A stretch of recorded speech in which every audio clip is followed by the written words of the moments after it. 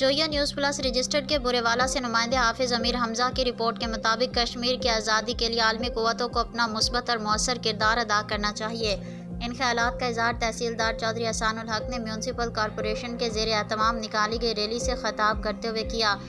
इस मौके पर chief officer municipal corporation Imtiaz Zoya, deputy district health officer doctor Khalid Maqsood, civil society Anjuman Tajiran, सदर city press club registered Burewala Asif Ali, Ali Raza, Syed Sajid Naqvi, Waseem Dogar और दीगर सहाफ़ियों और मुअज़्ज़िज़ीन शहर ने शिरकत की। रैली के शुरका से दीगर शुरका ने भी खिताब किया और कहा कि इंसानी हकूक़ के इस्तेहसाल के अमल को पूरी दुनिया अपनी आंखों से देख रही है। कैसे भारतीय फोर्सेस मासूम बच्चों और ख़वातीन समेत कश्मीरियों के कत्ल करके दरिंदगी जारी रखे हैं। आज़ादी हर जी रूह का हक है, जिसे साल हर साल से इंडिया ने सलब करते हुए कश्मीरियों को कैद कर रखा है। रैली के शुरका ने इंडिया मुखालिफ और कश्मीरियों के हक में नारेबाजी भी की।